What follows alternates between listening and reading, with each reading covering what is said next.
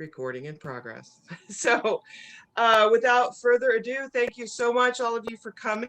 And I do not get to introduce our speaker today, but I do get to introduce our member, Marianne Wincoop, who is going to then introduce the speaker for us. So Marianne, you may unmute yourself. You have permission, and take it away, please. Am I okay now? You are okay. Okay. It's my pleasure this morning to introduce Sandra Enriquez, who is an assistant professor of history and a director of the public history at UMKC. She is a native of Ciudad Juarez, Mexico. She got her bachelor's and master's degree at University of Texas, El Paso, and her PhD from the University of Houston. While she was in Texas, she was a co-curator of El Paso, The Other Side of the Revolution, which was an exhibition at the Museo Urbano in El Paso. And she also contributed to the Civil Rights in Black and Brown Oral History Project in that city. Her research includes Latinx, urban, public, and social history. And she is currently co-editing something that I'm really interested in, which is a forthcoming digital project on Kansas City activism. And I hope that maybe in the question and answer process, we might be able to get her to tell us a little bit more about that project as well. But this morning, I think their topic is one that should be of great interest with the League's current goals of diversification and inclusion in our membership. We need to understand the history of Kansas City and the various communities of Kansas City, and to be sensitive to past and present challenges to the rights of some of those citizens. So it gives me great pleasure, and it is quite an honor to introduce Professor Sandra Enriquez, who will discuss Making Home in the Heartland, Mexican Immigration in Kansas City in the early 20th century. So without further ado, please, Professor Enriquez. Good morning, everyone, and thank you for opening this space for me to present on a topic that is something that I really enjoyed, especially learning as a newcomer to Kansas City. I will forewarn you that I have a tendency to get extremely excited when I start sharing history. So if I'm starting to get extremely close to time, wave your arms, or, I'll be trying to keep a close eye on the clock, but I want to make sure that I don't, hijack and kind of continue talking forever about this topic.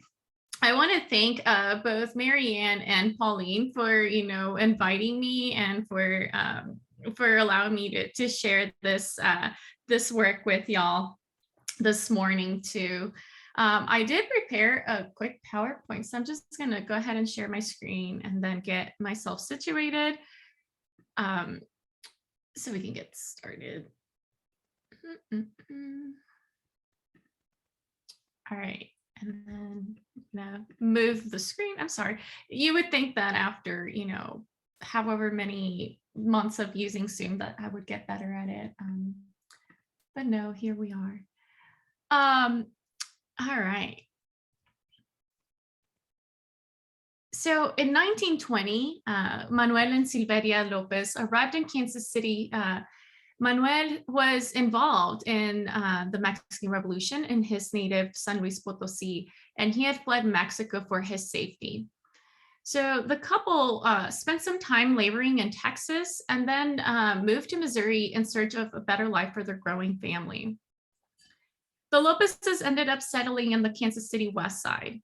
Manuel would find employment with the Frisco Railroad, where he would work until he retired. Silveria, on the other hand, devoted her life to raising her 7 children. Although the Lopez's did not have any relatives in Kansas City, the family planted roots and made the city their home. They were part of a tight-knit community. They attended Our Lady of Guadalupe Church on 23rd Street. They joined neighborhood organizations and patronized community-owned businesses in the West Side. Unbeknownst to Manuel and Silveria Lopez, their lives would become an important example of the Mexican experience in Kansas City and in Midwestern history. During the first decades of the 20th century, thousands of Mexican families like the Lopez's fled political turmoil and arrived in the Kansas City area searching for new lives and opportunities. This population became integral to the growth of Kansas City, especially their industrial success, and how they transformed the social and economic landscape of the region. But settling in the Midwest was not an easy feat. Mexican immigrants faced discrimination, racism, and exploitation. And despite this, families established roots in the city and created vibrant communities on both sides of the state line and made the Heartland home. So in today's presentation, I just want to discuss what are the national and local factors that fostered Mexican immigration to Kansas City, some of the patterns of settlement and employment for newcomers, and how they navigated life in the Midwest, and then finally how the various ways in which they created these vibrant communities. So many, like Manuel Lopez and his family, many immigrants left their country to escape the violence of and political chaos caused by the Mexican Revolution. So this is a push factor, right? A reason that forced people to leave their lives behind. And so since the turn of the 20th century, economic policies in Mexico had greatly affected working class people in cities and rural areas alike. And when the Mexican Revolution began in 1910, many Mexicans were already living in desperate conditions that were further exacerbated by the violence, which lasted over a decade, and uncertainty that that the political turmoil created. And so for many, this was a life or death situation, right? It was a matter of taking a risk and fleeing what they knew, right? Or simply, face more uncertainty and potentially, lose their lives. And so the Mexican Revolution coincided with significant societal and political transformations in the United States, right? So this is what is, the pull factors. Cities across the country were rapidly growing, and they were creating the need to expand local and regional transportation networks. And even though at the time too, the United States had managed to stay away from World War I, when American men joined the conflict, they left a labor shortage. And so industries across the country were in need of workers to keep companies afloat. And in the aftermath of the war, it would also greatly influence the United States, particularly in matters of immigration. And when the war, in a way, coupled with two immigration acts, one in 1917 and one later in 1924, which would limit and restrict European immigration to the United States for the first time in history. And this was done through literacy tests for the 1917 Immigration Act, and then quota systems with the 1924 Immigration Act. And because of the need for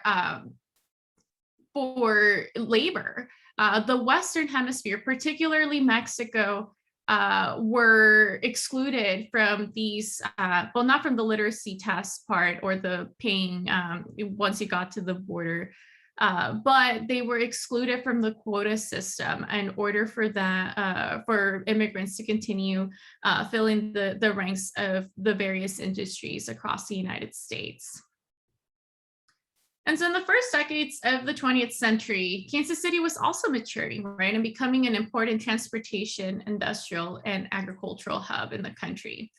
And so the city's various industries, like the railroads, meat packing, and the stockyards, clothing manufacturing, and others were booming. So industrial growth and regional prominence, in a way, caused the two Kansas cities to expand both in population and geographically. And so in a period of 30 years, the populations on both sides of the state line had more than doubled. And so the rapid growth and these booming industries, coupled with the labor shortage of and immigration quotas, made Kansas City a magnet for labor. So you have Latinos have had a presence in the Kansas City area since, documented for sure, since the 19th century. But starting in 1909, regional companies like the Kansas City Southern Railroad, like the Atchison, Topeka, Santa Fe, and the Frisco Railroad, began actively recruiting Mexican workers along the U.S.-Mexico border. Once they were recruited, they were transported to Kansas City or to other parts of the Midwest to begin laying tracks and for the railroad, work in the yards, and some were able to establish themselves here, but others were shipped off to other parts of the Midwest or the plains as the railroad system began to expand across the region. So this first wave of Mexican immigrants were primarily comprised of single men or solos, or as they traveled alone. And they settled in boarding houses and rooming houses, and often they would return to the border or to Mexico once the job was completed. And this is what historian Valerie Mendoza calls a transient bachelor society of Mexican men. So that was kind of like those first settlements of Kansas City. Some did manage to find employment in other areas of the city once they completed their work with the railroads. But many failed to kind of establish a permanent settlement in the region as they continue to be moving around following the railroad. And then you get into the late 19 teens and 20s, and with the factors that I had mentioned before, right, that enable and create the pull factors for Mexican immigrants to come into the region. As the railroad yards, the stockyards, and meat packing needed a steady force of laborers, recruiters then along the U.S.-Mexico border changed their strategy. They began encouraging and inviting Mexican laborers to come to the area with their families. According to historian Sherry Lamb Schrimmer, between 1910 and 1925, about 7,000 Mexican immigrants settled in Kansas City. By 1930, there were about 10,000 people of Mexican descent that called the Kansas City area home. And these numbers may seem little, but may seem like a small scale number. However, there's a caveat to this.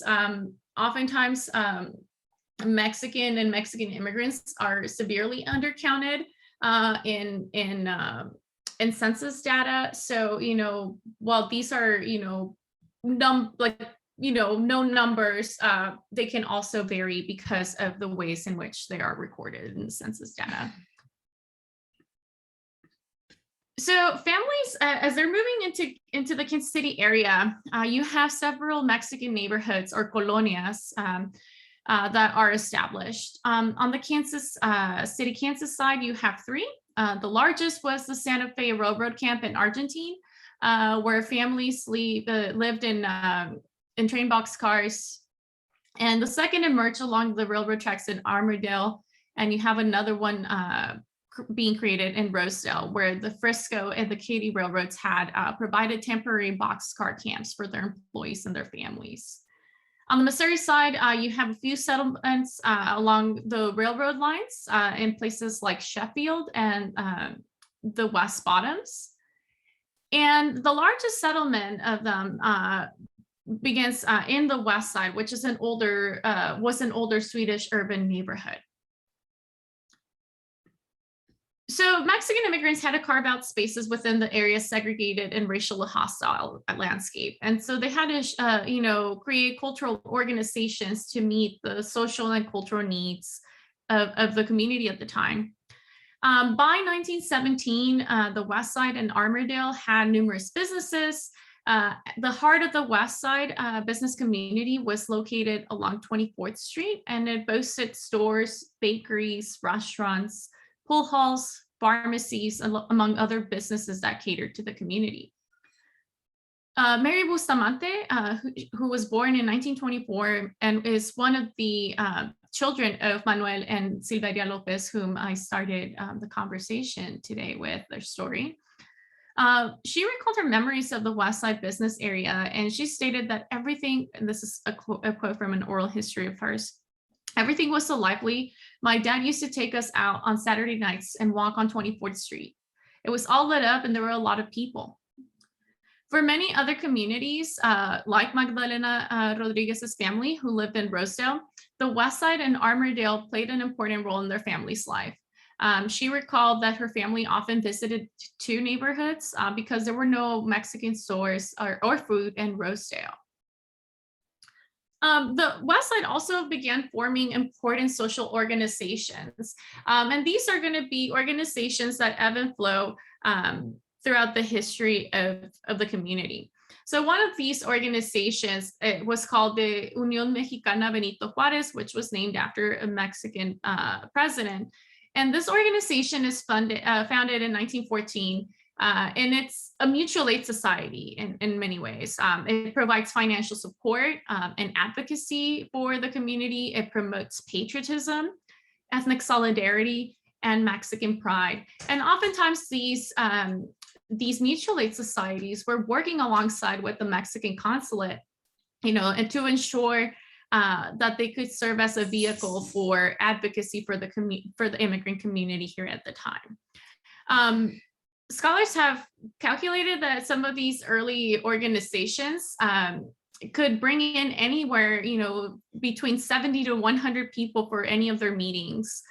And so, these organizations in a way were mostly created to ensure that the Mexican community was had a voice, but to retain kind of Mexican culture and patriotism, as many believe that once the turmoil, the Mexican Revolution settled, that they would eventually return home.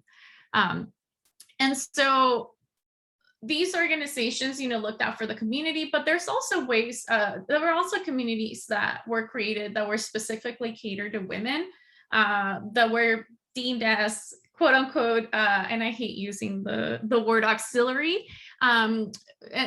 groups for these larger, male-led organizations. And so you have Las Hijas de Juárez, which is the Daughters of Juárez, and the Society of Señoras and Señoritas, or the, Society of young ladies and married ladies, I guess, for a lack of a better translation there. But again, especially the women's organizations are mostly affluent, the affluent wives of, middle class or professional folks and their families. And they utilize these spaces to learn English or to have reading clubs. There are other organizations that form and will live into the, into the 1940s, and in some cases until present day, with El Club de Kayak, which was a women's organization that focused on volunteerism and fundraisers, and doing fundraisers for the Guadalupe centers, which I will talk here in a second. And another one that's currently still in existence, called Unión Cultural Mexicana, or the Mexican Union of Mexican Culture. And I'll talk about this particular organization later in the presentation. I promise I'm going to try to stick to time. But at the time, the Mexican community had also established a Spanish newspaper called El Cosmopolita. This newspaper was founded by brothers Manuel and Juan Urbina, and it was financed by a white man by the name of Jack Danziger. And the Cosmopolita ran a 4-page weekly paper between 1914 and 1919, and it dedicated itself to news, entertainment, and information. Of course, this newspaper is going to have a short run, but it really served as a advocacy tool for the community as well. Not only did it publicize Mexican-owned and operated businesses in the area, but it became a forum for the community to promote meetings, social gatherings, advertise for fundraisers and charity events. But most importantly, the newspaper provided a space for workers to voice the abuses that they were facing working for the railroad and the meatpacking industries. Again, because these folks are mostly immigrants, right? They're seen as an exploitable source of labor, and they had no political voice, right? And oftentimes unions would exclude them from joining their efforts. So this is, having the ability to write into a newspaper and voice, the abuses that they faced became a really important space for the community. You also have another institution that is going to serve as an important space, especially to meet the cultural and spiritual needs of the community. Oftentimes, Catholic churches in the area refused services to the Mexican community and did not offer Mass in Spanish.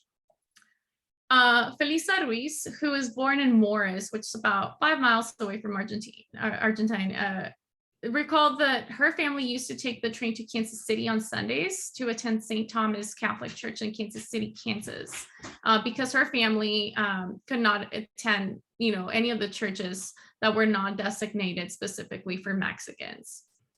And so in 1914, a Father Jose Munoz, who was a Spanish priest who also fled the Mexican Revolution, he came to Kansas City to join his family, and he founded Our Lady of Guadalupe Church on 2341 Holly Street. And this church would serve the Mexican population of the West Side by providing services in Spanish, and to kind of showcase how important the church became for the community. Within its first year of existence, it had over 200 member parishioners, right? So it was a really important institution for the community.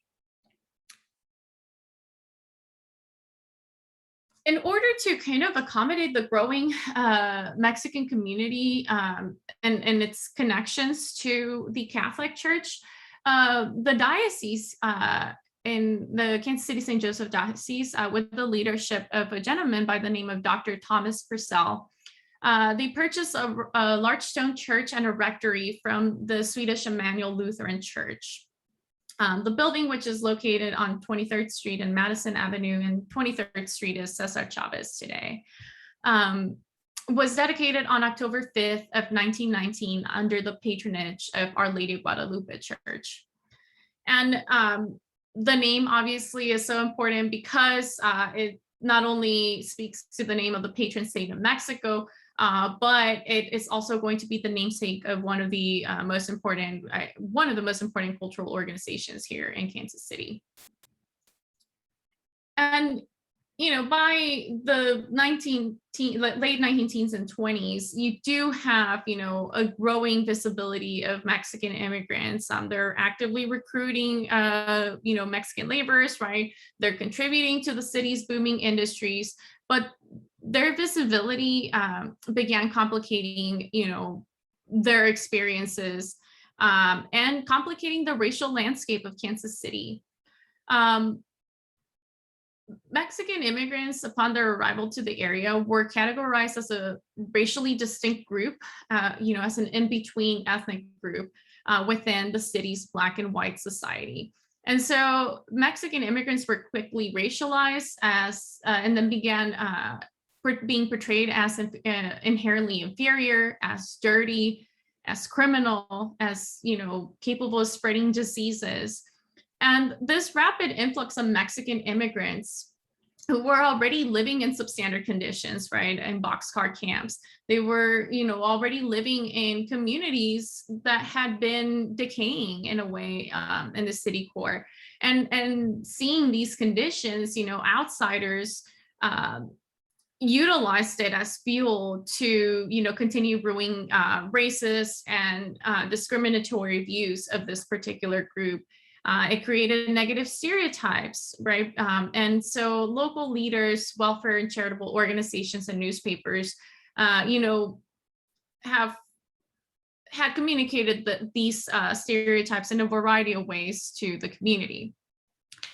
And so this rhetoric and this unfamiliarity with Mexican immigrants only reinforced discrimination and kept ethnic Mexicans segregated from public spaces like hospitals, like grocery stores, and in many cases, public schools as well. So these racial perceptions are making the population become a quote unquote problem. In July of 1917, a Kansas City Star article reported a health campaign against what they call, quote, the disease menace in the West Side Mexican colony. Historian Valerie Mendoza also discusses in her work that local newspapers castigated Mexicans by calling them derogatory names and cast the entire community of Argentine as a trouble for the police department. And so rather than focusing on the social and economic conditions that were affecting Mexican immigrants in the community, Mexican culture and customs were blamed for the deplorable conditions and explorable conditions that these immigrants faced. So this time period, right, we have rapid growth, and constant change in the urban landscape, but progressive era reforms and organizations also became important avenues to better conditions for Mexican immigrants. So you have organizations like the Salvation Army, like Maddie Rhodes and others that are leading fundraisers, food drives, gifts for Christmas, among other efforts. These efforts, although well-intentioned, were also very patronizing and problematic, because they often perpetuated stereotypes. So for example, in 1921, the Associated Charities of Kansas City, Kansas provided corn to Mexican families in Argentina, and, they were excited to help them, find food, but then they later supported the deportation of a number of Mexican immigrants because they had, high unemployment levels, and because they created job competitions, right? So like this is the dynamics, right, that these families are navigating. But at the same time, you do have an organization that is going to become really heavily involved in the Mexican community. So the Amber Club, which was a local Catholic women's group, began noticing the hardships and injustices that were faced by the Mexican community. And they had already been working with the Italian community in the historic Northeast. But they're starting to turn their attention to the West Side, and they're trying to find ways to help newcomers assimilate to American life. And the organization will set the stage for the founding of the Guadalupe Center. So 2 years after the Amber Club was established in 1916, the club establishes a vacation school or summer school for children in the West Side. As a result, then women start recognizing more and more the particular problems that the area was navigating. So with the support of Father Munoz, the Amber Club begins operating out of Our Lady of Guadalupe Church's rectory, and the women are running a well baby clinic. They're running other health services for the community out of the parish. They're also running sewing classes and cultural programming, and even a night school to teach English. By 1926, the Amber Club also purchases a home adjacent to the church, which is the house here that I just showed in this previous slide, to be able to use it kind of like as a headquarters, and name it the Guadalupe Center to attract Mexican immigrants to use their various services in many ways. The center is going to start flourishing under the leadership of a woman by the name of Dorothy Gallagher. She is born and raised in Kansas City to a wealthy family, and she begins to get involved with the Guadalupe Centers at the age of 18. Dorothy Gallagher is going to serve the centers from 1926 to 1944. She's going to be donating very generously to the organization, and she was going to work, with the community and without pay. And so her work and her wealth, in a way, allowed the Guadalupe centers to grow, not only physically by purchasing the land and the buildings that even the building that we know today as a Guadalupe Center, but she starts growing the programs of the community throughout the 1930s. Many in the community refer to her as the godmother of Guadalupe, or the godmother of the West Side, because her work and generosity, in a way, enabled the community to foster an important cultural space. And so under her leadership, you have the Guadalupe Center expanding to offer clubs for boys and girls, home economics, vocational training, sports teams, and grand fiestas. At first, Gallagher encouraged the Americanization, right, and assimilation of Mexicans of the West Side. But by the late 1920s, the community, and into the 1930s, the Mexican community began using the services at the Guadalupe centers to meet their own needs and push for these services to celebrate their cultural heritage. And so Dorothy Gallagher and the other, social workers, in a way, and volunteers at the Guadalupe Center are, in a way, not necessarily forced, but in a way forced to accommodate their work to meet the demands of what the community wants. And so you have this, and I promise I'm almost done. You have these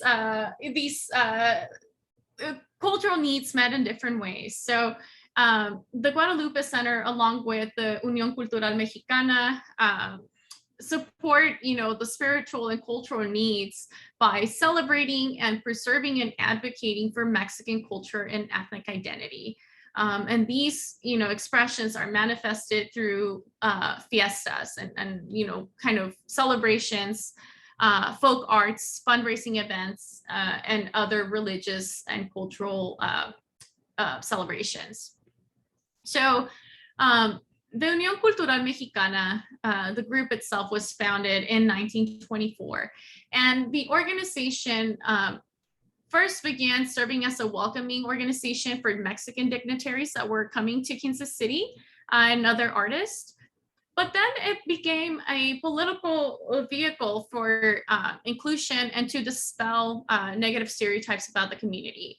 So you have the Unión Cultural Mexicana helping, with setting the ground fiestas and launching an education campaign to introduce Kansas Cityans to Mexican culture.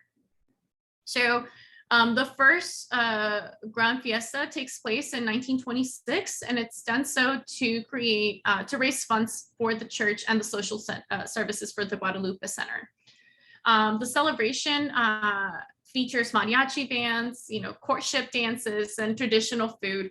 It was open to the public, and it drew people from all neighborhoods in the city. And so this, what the organizers also hoped to achieve was to create and foster a positive view of the community in a way that, and showcase, a promotion of Mexican cultural heritage. In April of 1927, Dr. Nicolás Jaime, who was the then president of Unión Cultural Mexicana, he helped organize a fiesta for 500 attendees at Westport High School. And this was done to help cement the relationship between the two populations. So he, in this piece, it says that he, quote, begged Americans to try to help understand the Mexican community better. And so, there were several of these fiestas that were taken outside of the barrio, right? In an effort to educate white Kansas Cityans about Mexicans and Mexican culture to help dispel Mexican stereotypes.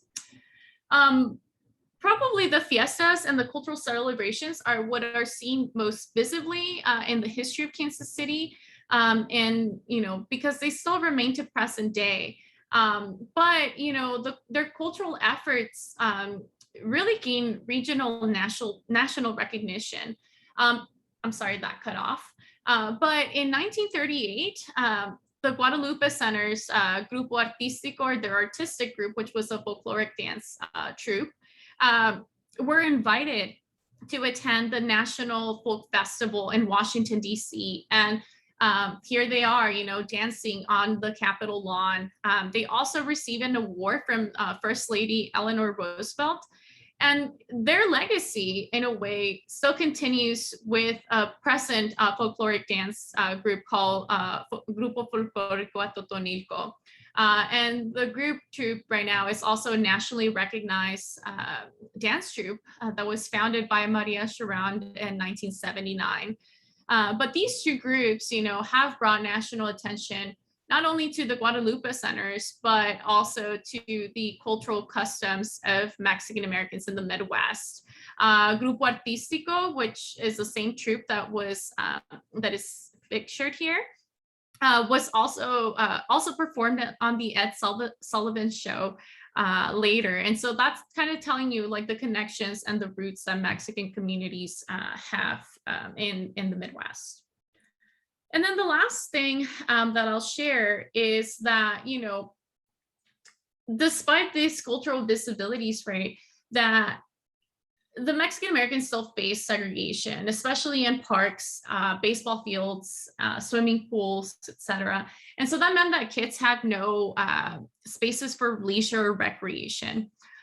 In the early 20th century, railroad companies like Union Pacific, the Santa Fe and Rock Island Railroad companies also had created sports teams and baseball teams for their employees, but they excluded Mexicans from joining their teams. And so Mexican communities created their own teams and they created their own leagues, some that have been,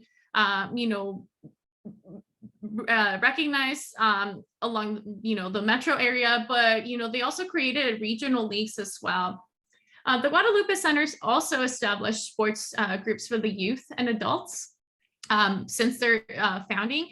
And so this helped foster not only community building and leisure and, spaces, but it also helped, bring kids, together and teach them outside of a traditional classroom, right?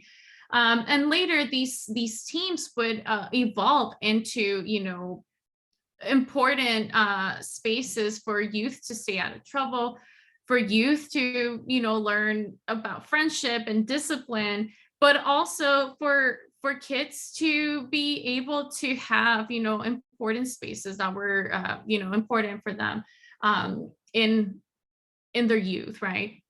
And so lastly, what I'll close with is that these vibrant communities, right, that as I started talking about businesses and, that everyone was down on 24th Street, they all began to change in the post-war years.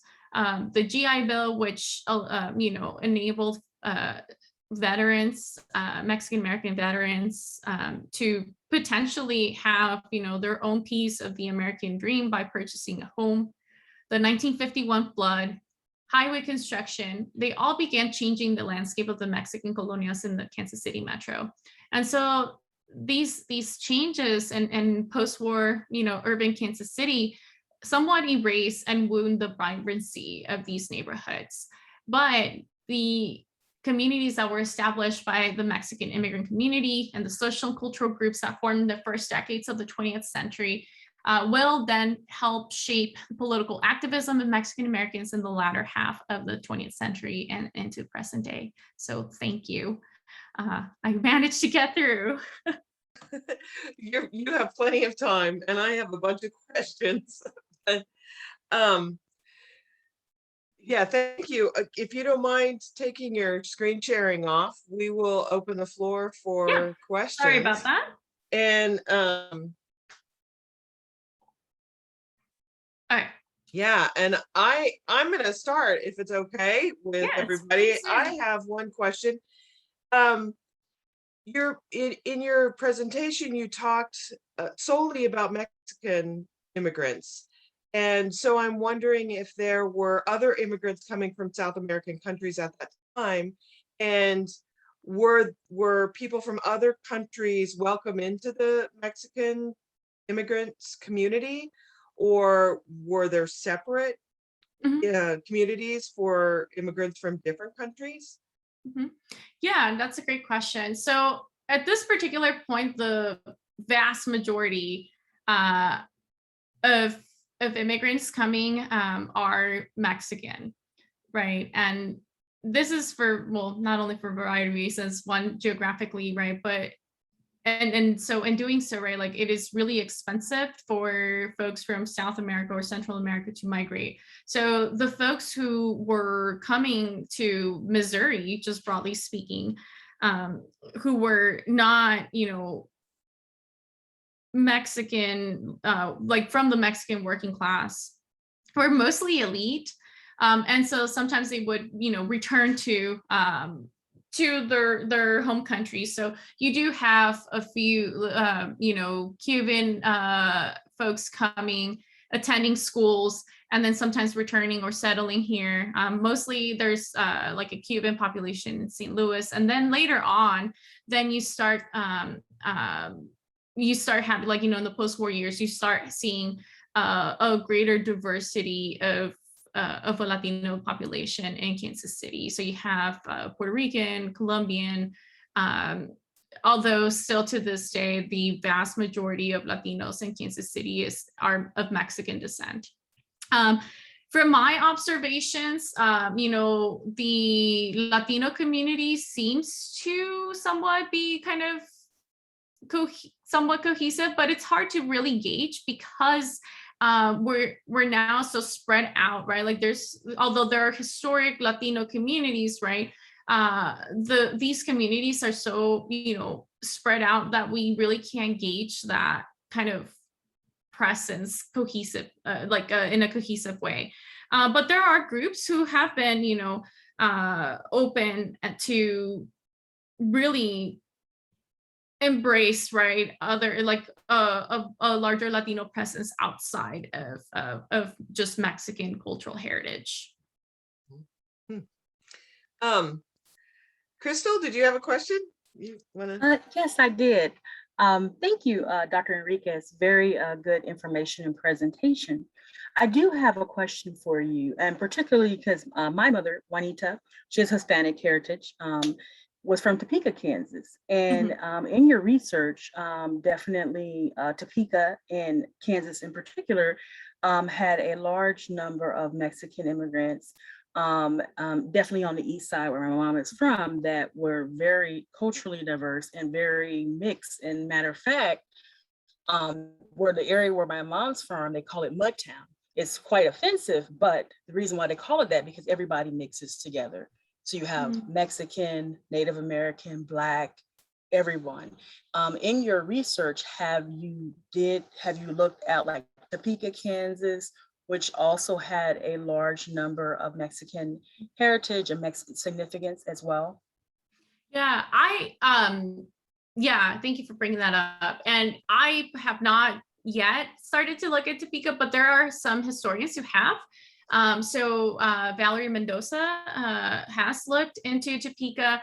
And I do have a student who is looking into tracing her own family history in, Lawrence and in Topeka, which, we often don't think of Lawrence having a Latino presence, but though there's a vibrant community there. Her name is Christina Loya, and I'm really excited to see the work that she'll be doing, because I think that something that is really difficult that I have encountered as a historian is that we have not a lot, but some documentation of these first couple of decades to the 1930s, and then that's it. There are no, there's not like a robust archive of post-war Latino stories. We know these other stories because of oral histories, right? And so that is part of my own, hopefully, scholarly goals, to really talk about these nuances, right, and the growth of the community beyond the 1930s and 40s, and see how they grew, how they established, how they were, displaced, but also in how did they, was there how big of a regional kind of connection did we have, right? Like we know some because of research that has been done with following baseball and softball teams, right? That there's they're regional leagues, right? And so there was this back and forward within both sides of the state line, right? That engage in sport, but there's so much more to be done. Evelyn, would you like to ask a question? Yes, thank you. I'm sure that when the railroads recruited Mexicans to come here, in the early 1900s, that it was okay legally to do that. I would assume the people who came here to work, there was no hassle to them legally. But if they did stay with us, throughout the rest of their life, did they have an opportunity to get citizenship? Kinda. It was made increasingly difficult with the Immigration Act of 1924. So a lot of the folks in that first generation did not become citizens. Mostly, their kids, if they were born here, that's how, there were a lot of mixed status families, as you would call them now. Yeah, and on top of that, so that's a great question too, because it also brings up the kind of, nebulous, stay in the United States. This is something that I'm hoping to kind of speak into the stories that I wish we could unearth.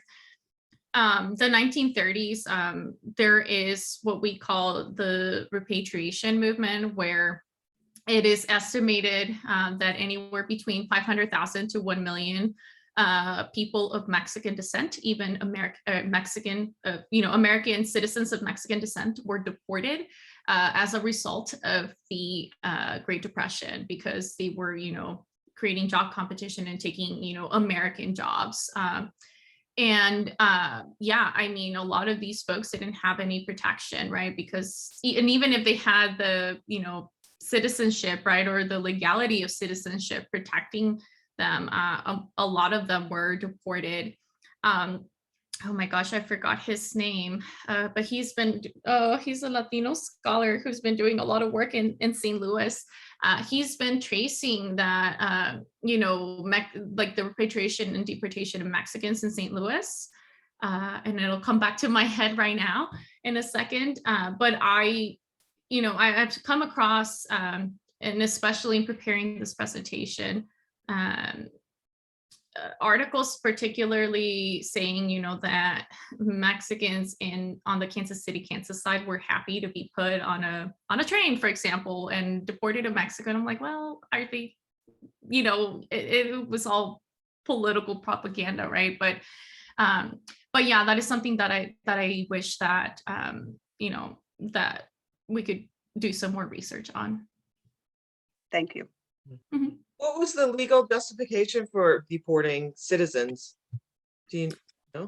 They were taking the legal justification. Well, they were just taking jobs, right? And so union leaders, political leaders, and even the Mexican government, because at some point, everyone thought that, everyone who had on the Mexican side, Mexican government always had this idea that, the patriots who had fled because of the Mexican Revolution would eventually come back. So, even the Mexican government, Mexican consulates had a role, right, in shaping this, because they're like, well, if you're not wanted, we'll take you back in a way, right? But yeah, there's the legal justification was we need to get them out of our jobs, and it had a lot of political clout and support at the time. So, okay, pretty flimsy, maybe legally. Right. Anitra? Yeah. Yes. In your research, did you come across Cement City in Sugar Creek? There's still along Cement City Road, some cement housing foundations and a cemetery up on the bluffs. I believe it was washed away in one of the 1950s floods, but was a settlement of Hispanic workers. Wow. No, I did not know about that. I'm gonna have to look into that. Every now and then they would talk about a troop of Boy Scouts going up and cleaning up the cemetery. But after the flood of 51 or 54, it was never resettled. And I assume they worked at the cement plant in Sugar Creek. Yeah, no, thank you. I'm gonna have to look into that. Thank you. Marianne? Gotta unmute though. We can't hear you. I was just kind of stumbling a little bit when we were talking about the Mexicans in the 30s being deported, because I think now of the church has been sort of a place of consolation for people who were deported, and they sort of established freedom areas for. Did the church have any role in this mass deportation of Mexicans during that time? Yeah, like what I'm thinking, like you're probably talking about like the sanctuary movement, right? Right. I couldn't think of. I'm not sure. Yeah. I'm not sure if they had a role in the 1930s or if they stepped up in the 1930s. I do know, and I'm not like too sure about like specific Kansas City instances like in the 80s and now, right? But it's been a little more visible towards the 21st century. Yeah, I mean, I wasn't surprised that the unions were in favor of kicking them out, but it did occur to me that perhaps just the moral, the morality aspect of it would affect the church, but perhaps I probably don't. Okay, well, thank you. Evelyn, I think you've had your hand up for a while. Oh, I think she asked her question already. Okay. I was like, I don't know if you wanted to ask your question again or another question. And well, Cheryl, oh, sorry, you mentioned in the chat, sorry, that I hopefully can examine the history of Mexicans in South Central Kansas and Wichita and smaller railroad towns in your hometown of Pratt. Yeah, I'm hoping, well, once I get done with my first book, my next goal is to actually move onto the Kansas side more so than Kansas City and kind of work on a project discussing like Southwest Kansas and community formation and these smaller towns that have a Latino majority, and how that complicates our understandings of the heartland being white. So it's in a very, early brainstorming idea stage, given that I still have to finish my first book. So sorry, Evelyn, I didn't mean to cut you off. Oh, okay. Now, Mary has her hand up. Let Mary ask, and if Okay. I'll ask again. Thank you. Mary? Okay, thank you.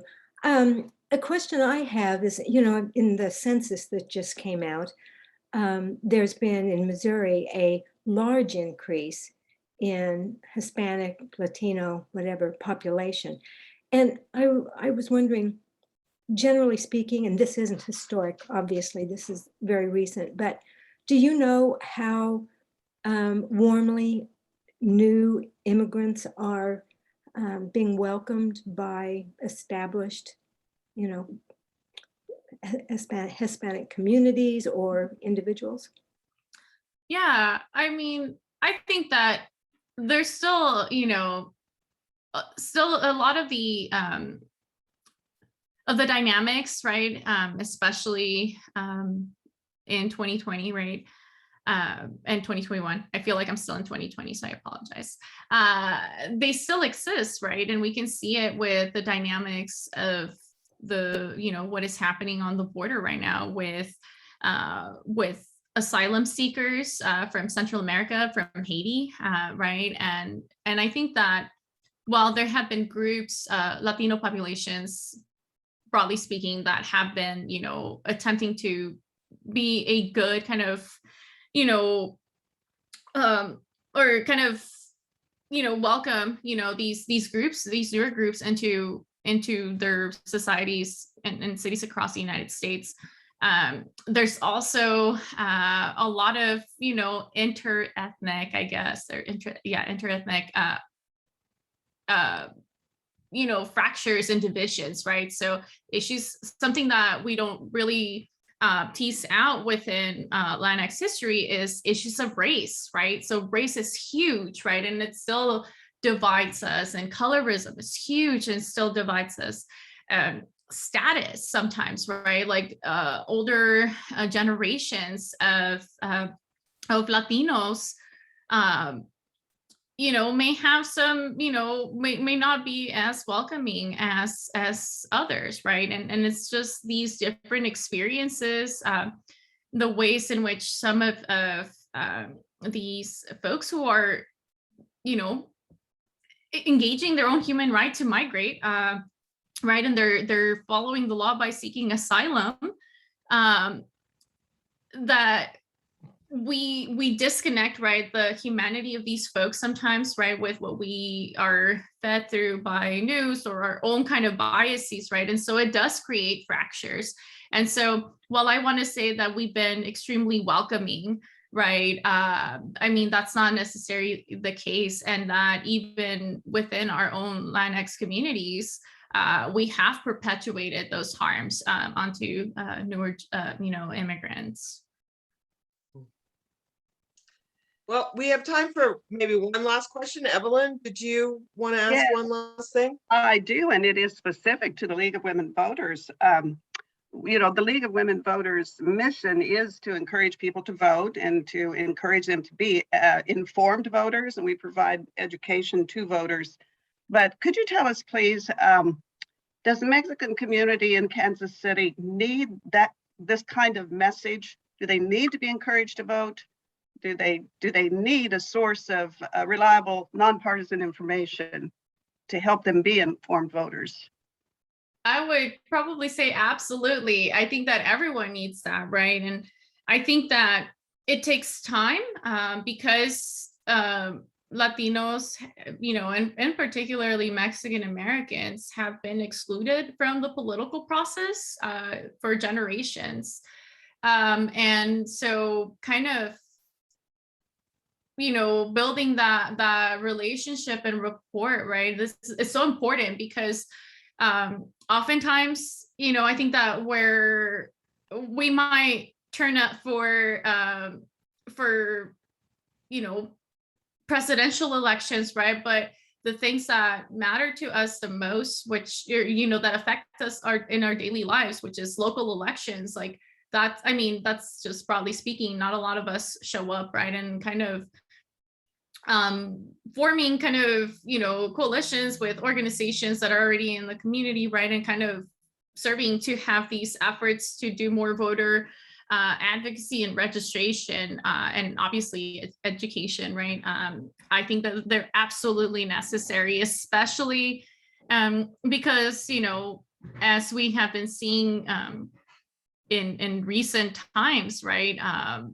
Black communities, Latino communities, you know, there's new kind of obstacles to getting out to vote that are being, you know, established and formed, right, as we speak, right? And so kind of having, you know, allies and advocates, as well as people who can reach out and, you know, and educate people about why our votes matter, right?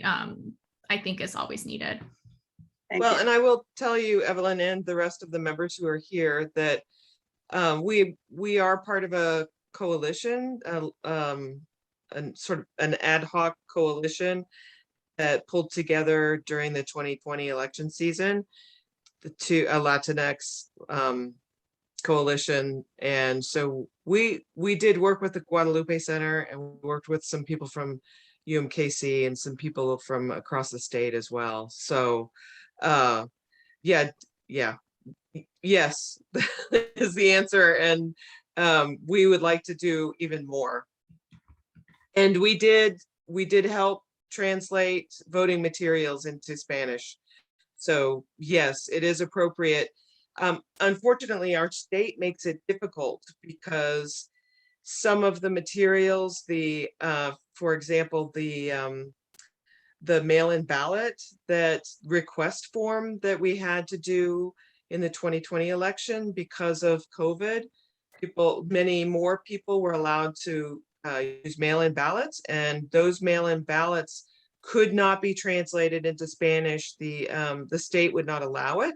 And so what we did as part of that, not us, but what we, the Latinx Coalition, did was provide translated ballots that could be used side by side with the English ballots, so that people could fill out the ballot and know what the ballot request form, I'm sorry, not the ballot itself, but so that people could fill out the request form more easily. But we had to do all kinds of workarounds, and it's not always easy. At the state level, there's not a lot of interest in assisting people vote in another language.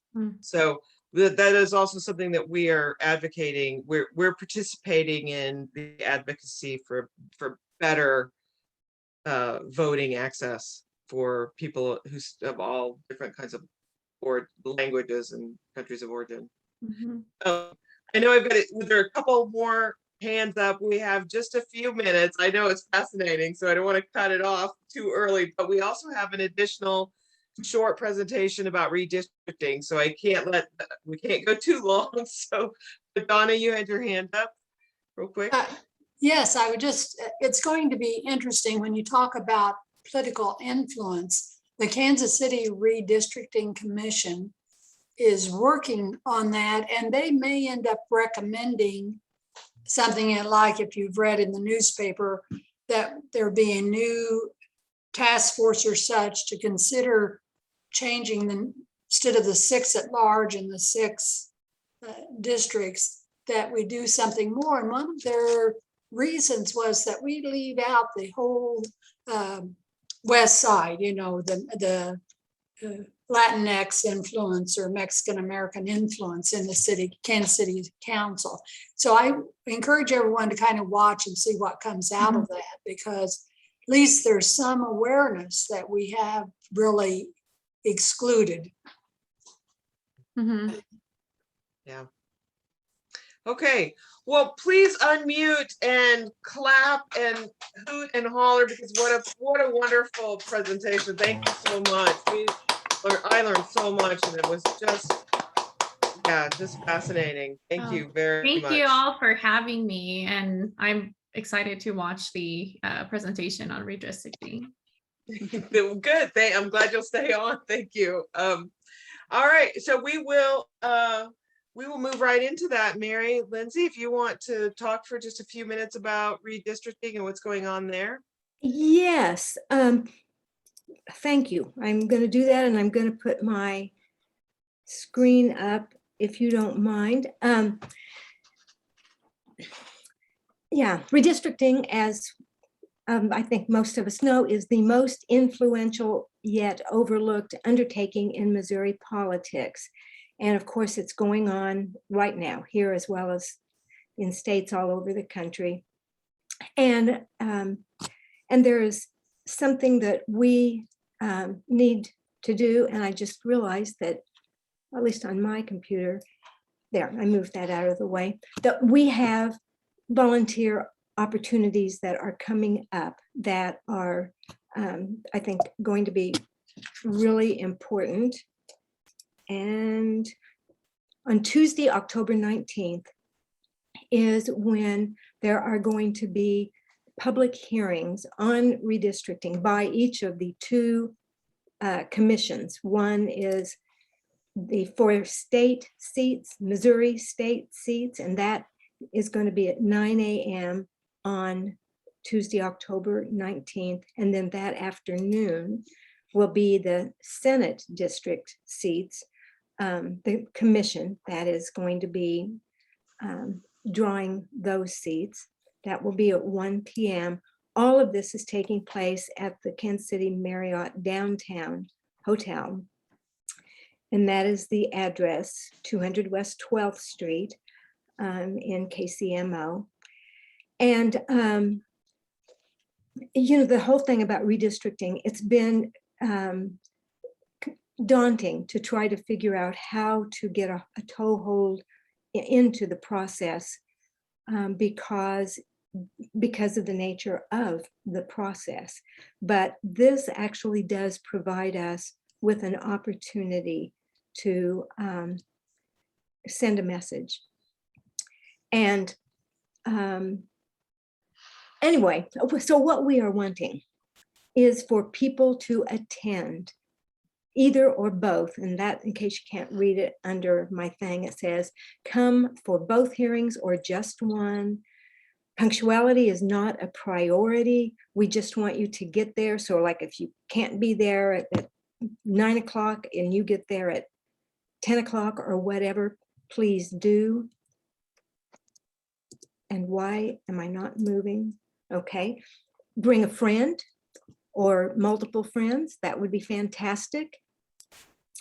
If you want to carpool, I am happy to help organize carpools so everybody doesn't have to literally drive right there, but can go someplace easier and then drive together. There's no admission fee. A colossal audience sends a message. You think in terms of a hearing, giving testimony. Well, we also send a message by being there because lots of people, it demonstrates that lots of people care about redistricting because a lot of people are watching. And I want to just remind people that districts last for 10 long years, so it really matters. If you are coming, as I am, and I know I'm not the only one, to be there for the morning and for the afternoon, I've looked into lunch possibilities, and whatever I do, that thing is kind of in the way, but so I'm moving that up some. Anyway, in the hotel, there's a restaurant, and according to their menu, they have salads or sandwiches between $10 and $16. But they assure me, the hotel people assure me, there are lots of eateries all around within a block or two or three, bunches of them, including, like Subways and things that are less expensive than this hotel. And I just want to ask, how often can we make a meaningful contribution to democracy just by being present? We don't have to do anything else but be there. And in our numbers, we will show that this really matters and that we are watching, we're going to pay attention.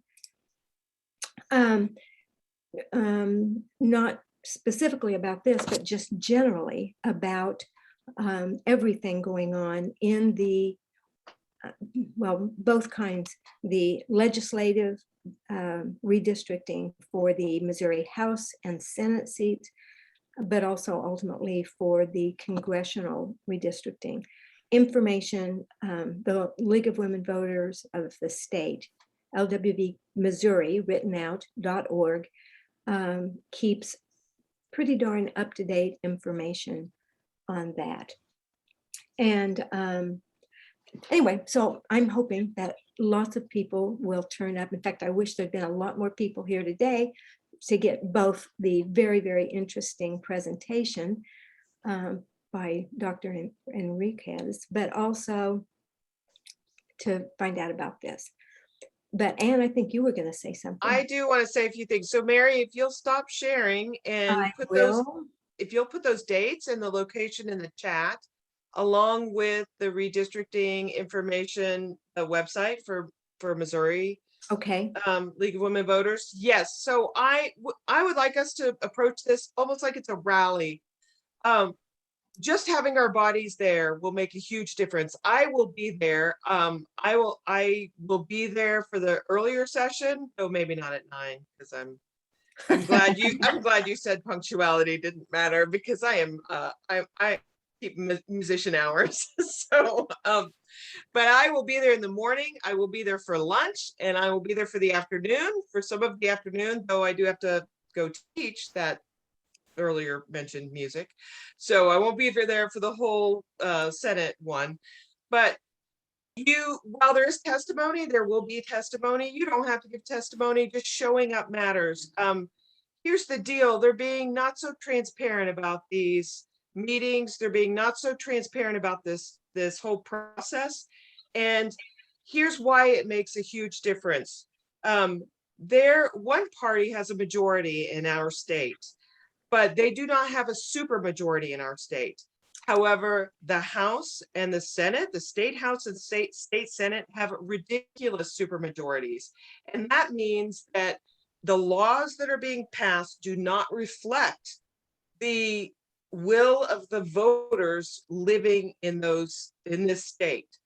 So where they draw those districts has a whole, I mean, that's just what that means, is that if you've got 1% for the parties, if you look at the entire state as a whole, and a hugely different percentage for those parties in the lawmaking body, that just means that they have been gerrymandered, and it means those maps were not drawn fairly. So we really need to show up. This is an hour commitment. Show up, sit there for an hour. We have to let those lawmakers know that we are watching, that we care, that we pay attention, that this is something they can't do in the dark, and they can't do in the back room with their cigars and their deep laughter, and that we are watching. So please show up. Again, I will be there. I'll try to have a funny story ready for lunch. And yeah. And so I will come say with us. a little about the commissions. The commissions are not politicians in the sense of being our elected officials. They all were nominated by party, both Democratic and Republican party committees. And then of the 40, 20 were selected by the governor to actually be in there. So basically both of these commissions are 10-10. And the fact is, well, it's not a fact. We think it's likely they will not be able to arrive at the required 70% agreement on maps, in which case then the whole mess will go to one of 2 6-judge panels, and they will then have to be the ones to do it. But part of this, our audience is also the press. You know, we know that there will be journalists there, and so so I really encourage you to talk to your friends. I mean, even if you can't go, talk to other people who can. And we are going to be talking to people in sympathetic, understanding, agreeing organizations to make sure they are aware of this. At least in Kansas City, they're happening at different dates, different places around the state. But yeah, and the fact that they're probably not going to succeed doesn't mean that we shouldn't go. Doesn't mean that it doesn't matter. We're laying the groundwork for making sure that the judges, that everybody knows that we're watching, and even the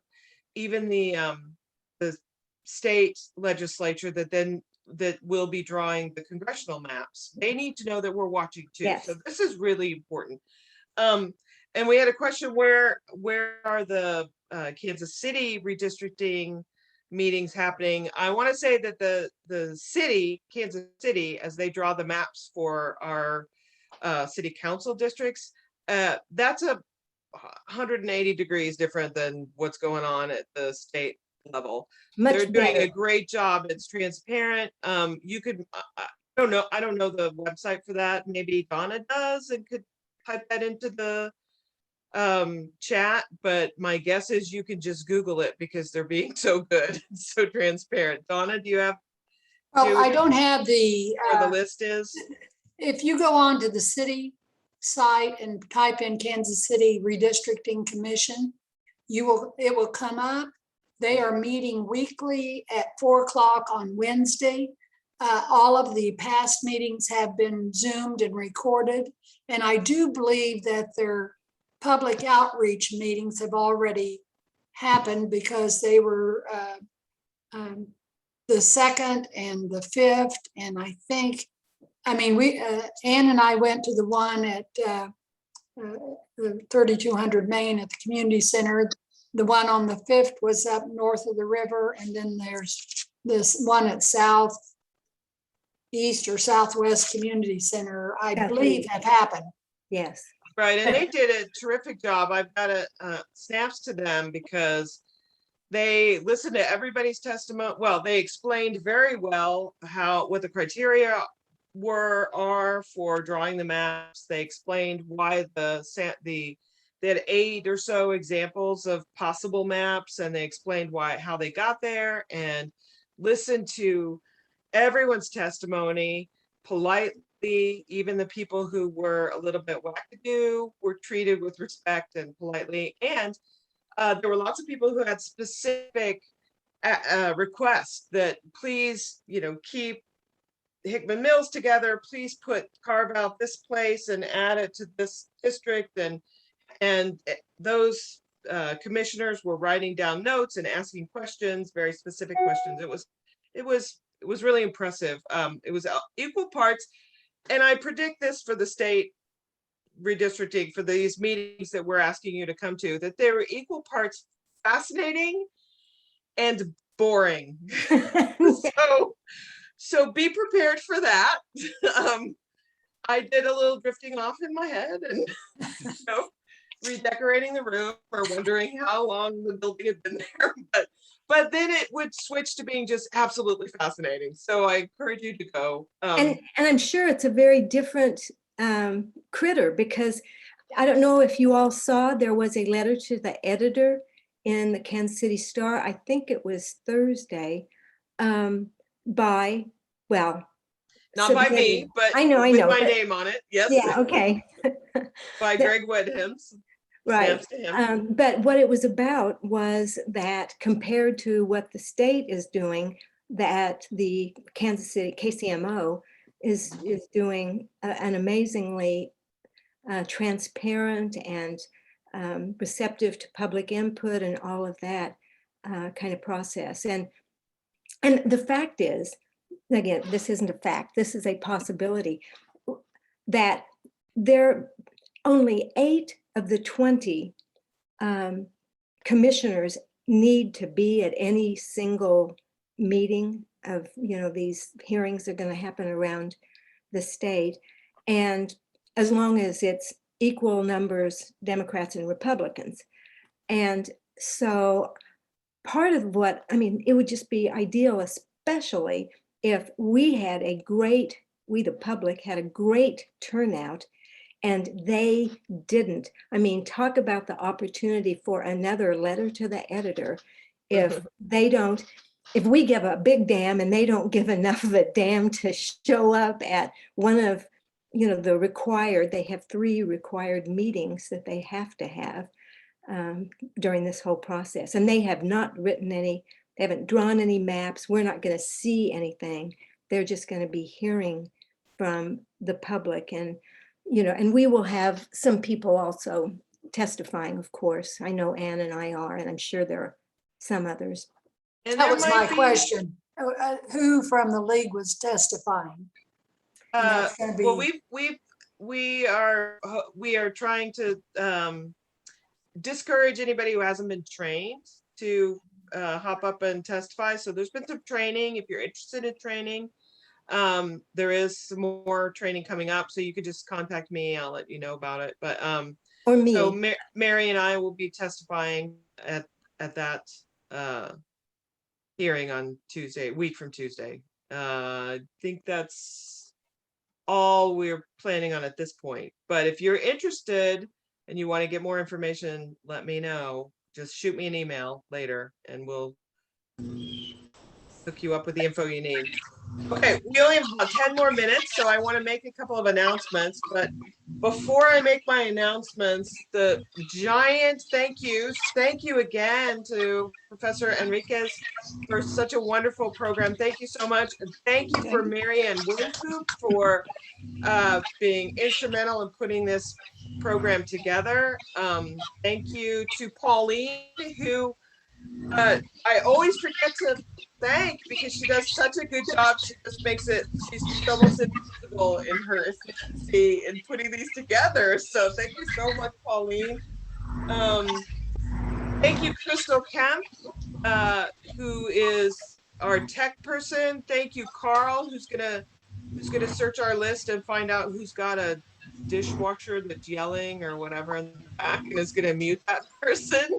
And who was diligent about muting everybody earlier and letting people in. Thank you, Carl, and also for being my husband and listening to me be cranky as we get ready for things like this, and walks the dogs and does all that stuff. Anyway, thank you. And thank you, Mary Lindsay, for talking about redistricting and letting us know what's going on with that, because we want everybody to come. Please, please, please, please come. And then I really just have two quick announcements. Three. One is that the state conference is coming up, so please put that on your calendar. We've got state conference coming up on November 13th.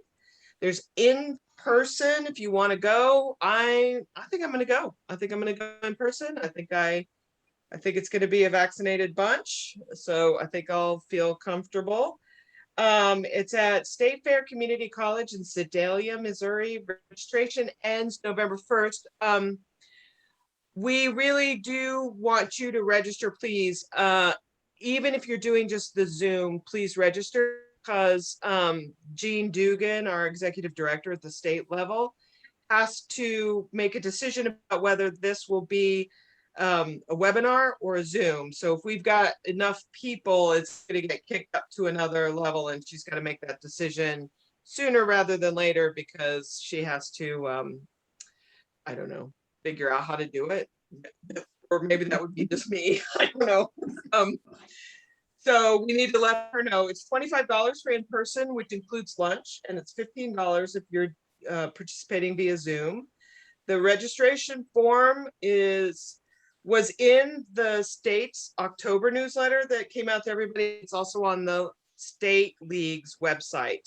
And I think we have that in the chat already, because that's where you can find the districting information. So it's lwvmissouri.org. You have to spell out Missouri.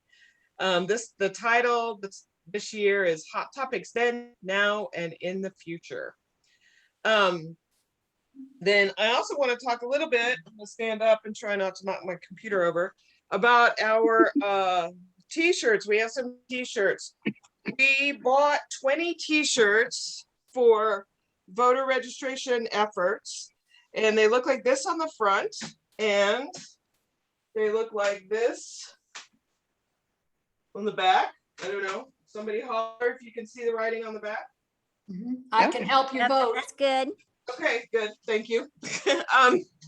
So we bought these specifically, we bought 20 of them specifically for voter registration efforts. And so we're hanging on to those 20, and we will pass them out to people who volunteer to register to vote, or to register voters to wear, so that we are easy to identify. Then we ordered 20 more that were supposed to say empowering voters, defending democracy on the back, but they don't. They say this on the back instead, accidentally. So we will be reordering the ones that say defending democracy and empowering voters, so that we want to have a set of shirts that we can wear just when we're out at rallies, when we are sitting in the audience at the voter or at the redistricting meetings. We anytime we want to come and show our strength of numbers. So Yeah, can we get them by the 19th? That would be great. So that's part of my announcement, is that we have, so the 20 mistakes are now for sale, and they're in various sizes, and they're $20, and they say, I can help you vote on the back, which maybe you have to answer a question. Maybe you have to say, I can help you vote by showing you vote 411. So you can, even if you're not at a volunteer, I mean, even if you're not at a registration event, you can always help someone vote by sending them on your phone or their phone to vote 411. So there's never a time when this shirt isn't true. So we have 20 of them in various sizes. If you want to buy one, let me know. They're at my house. They're $20. You send the $20 to Rita Goulden, not to Rita Goulden. She's the treasurer, so she knows that you sent it to the league. So sorry, Rita. That's Rita okay. That's not- okay. Send your, just do a donation for $20 to the league, and I will know it's for the t-shirts. Okay. So the answer to, can we have them by the 19th? Yes, if you want to buy one of the mistakes. If you want to buy one of the non-mistakes, no, they won't be ready by the 19th. I'm sorry. So shoot me an email if you want one of these t-shirts. And I think they're pretty cool. They're V-neck too. I don't know if anyone noticed. So they're not in the non-choky kind. So the very last announcement I have is to remember to follow us on Facebook, repost, share, follow us on Twitter, follow us on Instagram, all of the things that you have. Follow, retweet, repost, comment. If you comment on something that we have posted, that boosts the engagement and amplifies our message, so that puts it out there. So the more we do that, the better. Also, we've got the podcast. Listen to the podcast. As soon as the state legislature goes back into session and starts doing stuff, we're going to start telling you all about it. We also have a new segment called "What's Up with the League." So if you It's are talk, on, talk, vote, vote. You didn't mention. I talk, will. talk. Hang No. on. We also have a new segment that's called "What's Up with the League." So if you are a committee chairperson and you want us to talk about what you're doing in your committee, if you're observing something on Observer Corps, or you need volunteers, you have to remember we take about 2 weeks to edit it. So it's not like the e-voter that it's going on instantly. But if you want us to report on something that you've been doing or that you've seen in a slightly less timely manner, shoot me an email, or even better, put it in the form. Go to the forms page on the website and enter and fill out the form, because then we have a record of it. It goes to the central place. But anyway, so that is Talk, Vote. You can find that podcast on any podcast platform. And I'm done with my announcements, and we have 2 minutes, and I saw Donna's hand up, so I'm gonna let Donna talk for 2 minutes. No, I just wanted you to say that this last podcast is about redistricting. Oh, and the last podcast is about redistricting. Thank you, Donna. And we not only do Rachel and I explain how redistricting works, because seems like it should be a fairly simple process, but it is not. So we talk about how it works. And not only that, but we interviewed Sharon Schneeberger, who is on the state redistricting committee. And so she talked even more about how redistricting works. So yeah, and I know that you're all interested in that. We also, of course, have a few silly stories to go along, so it's not all meaningful and difficult. Anitra. Oh, I wanted to tell people to watch. There are 3 cities that have tax issues on the November 2nd ballot. So nobody's talking about them, but watch, because you may be voting on November 2nd, or should be voting on November 2nd. Yes. Which Those cities not in are they? KCMO Board of Elections. We don't have No, anything but on ours, but we independent, serve, we serve, Raytown, yep, we and serve like 4 Lone other Jack. districts. Yep. And up in Clay County, they are having 3 communities voting. Right. I don't know about Platt. Don't think so, but. Okay. Stacy, did you have something real quick?